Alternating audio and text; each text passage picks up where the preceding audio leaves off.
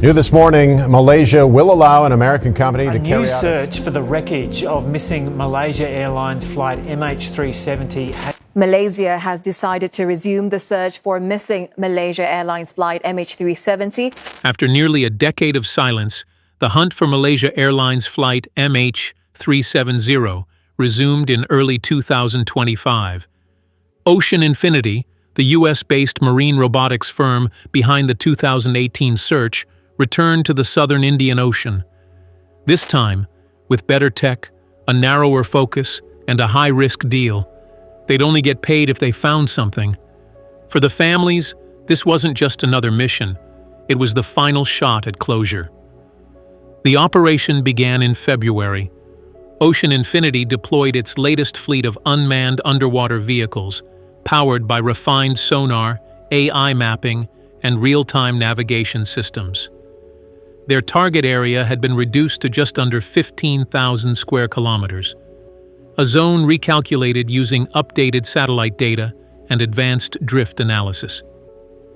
But by late March, the mission was suddenly suspended. Right, moving on, the search for Malaysia Airlines flight MH370 by Ocean Infinity has been halted and is set to resume by the end of the year. Transport Minister Anthony Loke said the decision was made due to the current weather conditions being unsuitable for the search. I think right now it's not the season. I think they have stopped the operation for the time being. They will resume the search at the end of this year. The reason, according to both Ocean Infinity and Malaysia's Transport Ministry, was worsening weather. The southern Indian Ocean is notoriously dangerous. 30-foot waves, shifting currents, and deep underwater trenches make it one of the harshest environments on Earth. Malaysia's Transport Minister stated that the suspension was temporary, that the crew's safety and the integrity of the equipment were the top priorities, that the mission would resume later in the year. But the announcement felt hollow to some. There was no update on how much area had actually been scanned, no word on whether any signals had been detected, no visuals, no logs, no leads, just silence. This was supposed to be different. Ocean Infinity had promised a faster, smarter, more efficient search. Their drones could operate longer, deeper, and without constant surface support. The tools were better. The plan was tighter. So why halt it so soon? Some experts pointed out that March was a risky month to begin with. Others wondered if logistical delays, equipment issues, or internal politics played a bigger role than weather alone. There's even speculation that something was found, something difficult to explain, though there's no proof. What is clear is that, once again, the mission paused with no resolution, no closure, no wreckage. And the families, those who've waited more than 10 years, are told to wait again. The mystery remains, buried deep beneath one of the most remote oceans on Earth.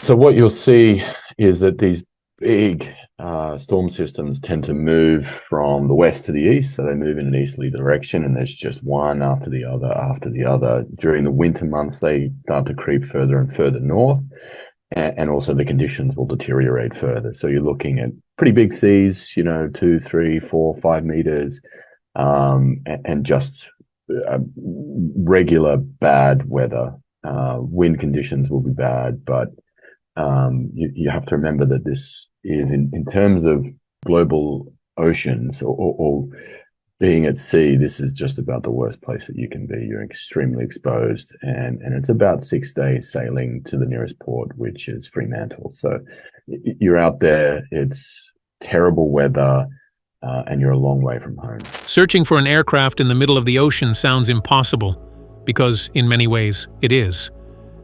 The seafloor where MH370 is believed to have crashed lies more than 4 kilometers below the surface. That's deeper than the Grand Canyon. At that depth, pressure is over 6,000 pounds per square inch.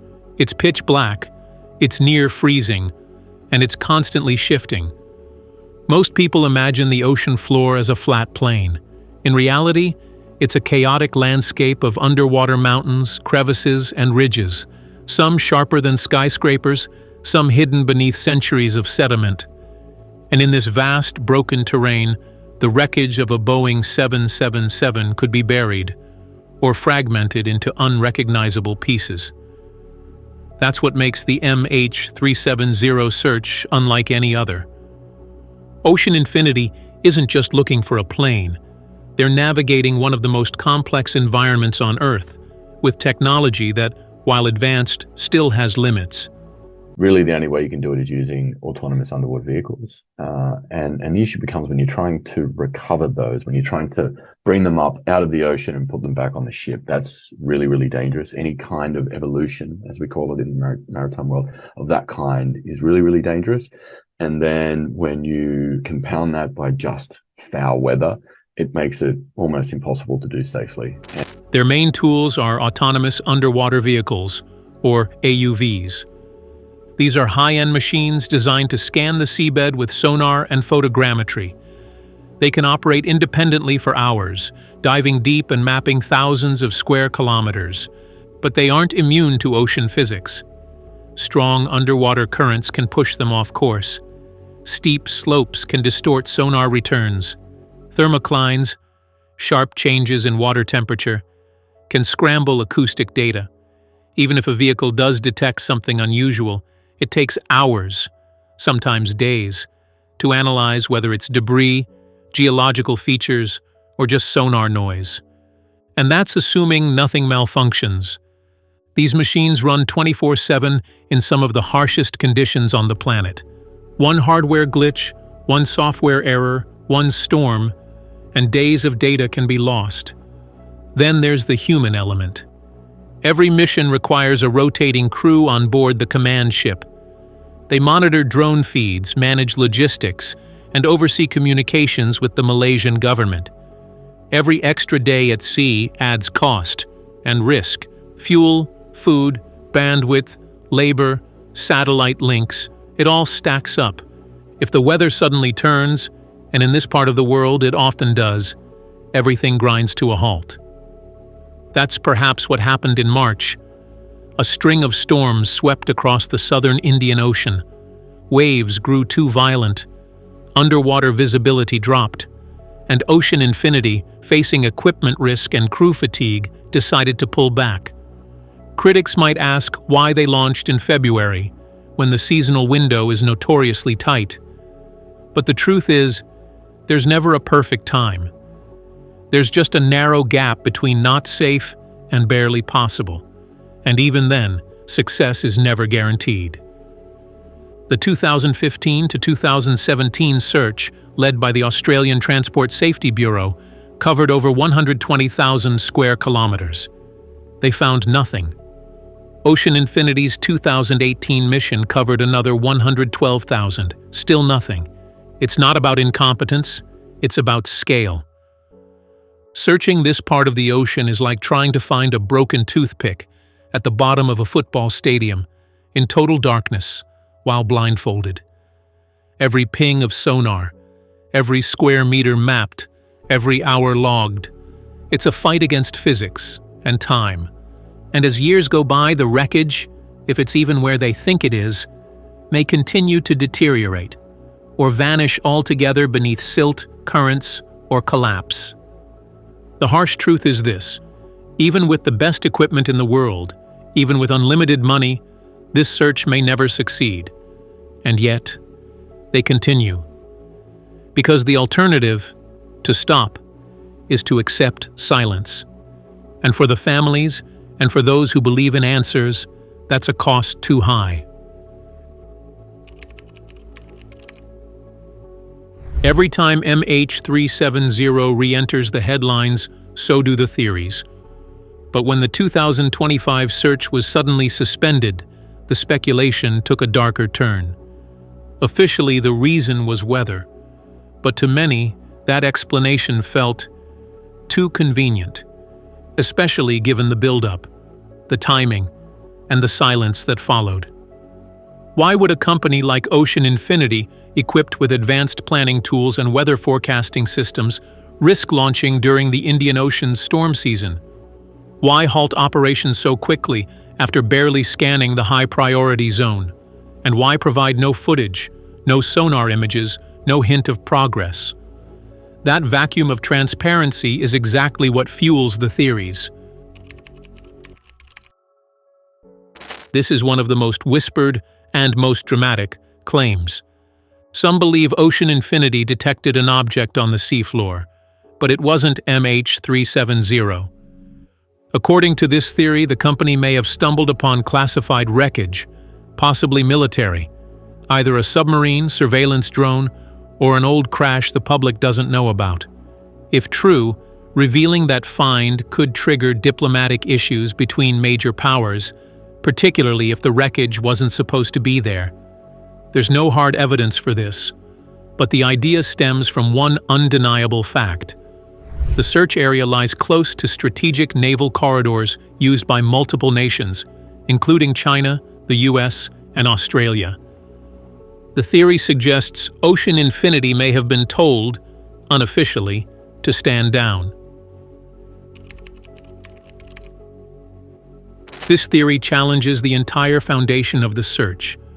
It argues that the satellite handshakes used to calculate MH370's trajectory, the so-called seventh arc, are either flawed or manipulated.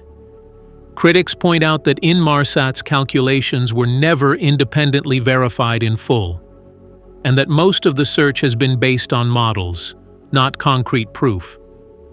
Some believe the plane turned north, not south. Others think it never reached the Indian Ocean at all.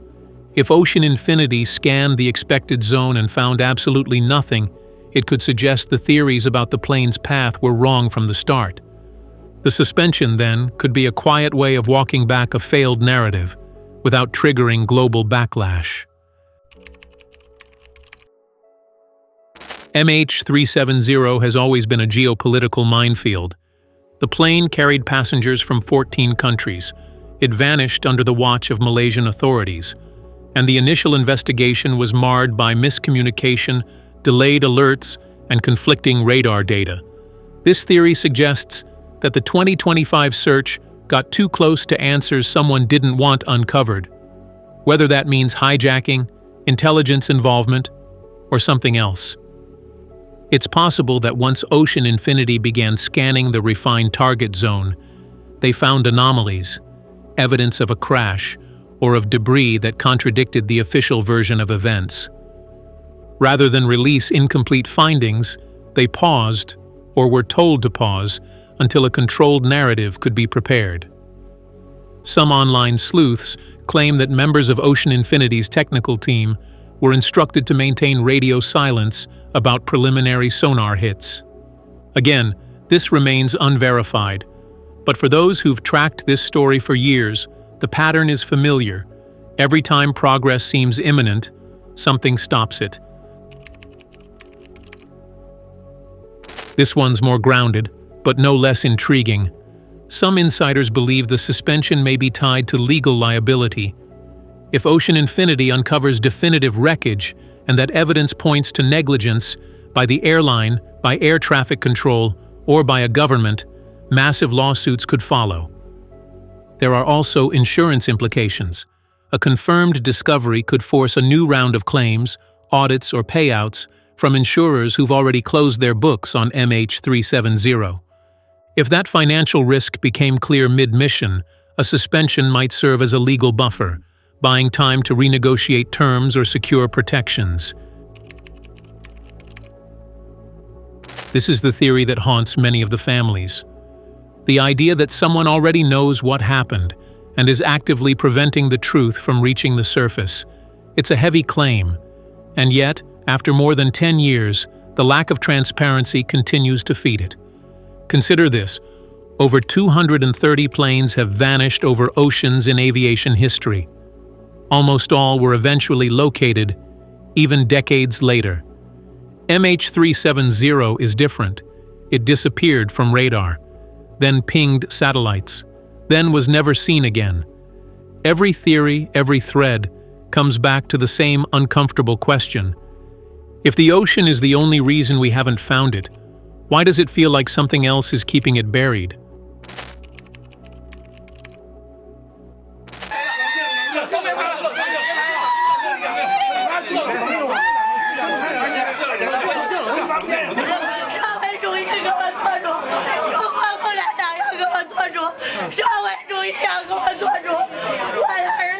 For the families of those on board MH370, this wasn't just another search. It was hope, refined, rekindled, and finally within reach. Ocean Infinity had promised a more focused mission, better data, smarter tech, a tighter search zone. They weren't just sweeping the ocean, they were closing in. And then, silence. No wreckage, no updates, no closure, just a quiet announcement that the mission was paused. And once again, families were left to read between the lines. For many, it triggered a familiar grief. They've been here before, in 2014, 2015, 2017, 2018. Every effort starts with promise. Every effort ends with doubt. And with each passing year, the emotional cost deepens. Grieving without a body, without evidence, without finality. A closure would be nice. And although I don't have anybody to bury it, but at least I know what really happened, and to make things clear. Some families have refused to move homes, just in case their loved ones somehow return. Others have kept phone numbers active for years, hoping one day the line might ring. In interviews, they've described the pain as a kind of suspended reality.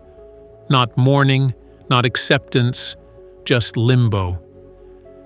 Grace Subatharai Nathan, whose mother was on the flight, said recently, "We just want answers. We're not asking for blame. We're not asking for revenge. We just want to know what happened." Her words echo what many feel, that even now, after a decade, they are fighting not just against time, but against neglect. They've written letters, filed petitions, held vigils, spoken at international conferences. They've done the work that investigators, governments, and airlines often failed to do, and yet, they're still waiting. When news of the 2025 suspension broke, the disappointment wasn't just about this search. It was about the growing fear that this was the last one. That time, cost, and political fatigue will finally kill the momentum. And that, without new evidence, the world will move on. That's what haunts the families most. Not just losing their loved ones, but the possibility that their stories will be quietly buried with them. And yet, they keep showing up. They attend every press conference. They challenge every vague statement. They correct journalists, demand transparency, and keep the pressure on. Because for them, this isn't a mystery. It's a life interrupted. My only fight is I want to know what happened to my family. I want to know where they are and why they are there. This is the only answer. And what I want to say is I think any single human being in this earth needs to know what happened. And until someone, somewhere, finds the truth, there can be no peace. Not for the victims, not for the families, not for the world. What do you think really led to the suspension of the 2025 search? Was it just bad timing, or is there more beneath the surface? Drop your thoughts or theories in the comments.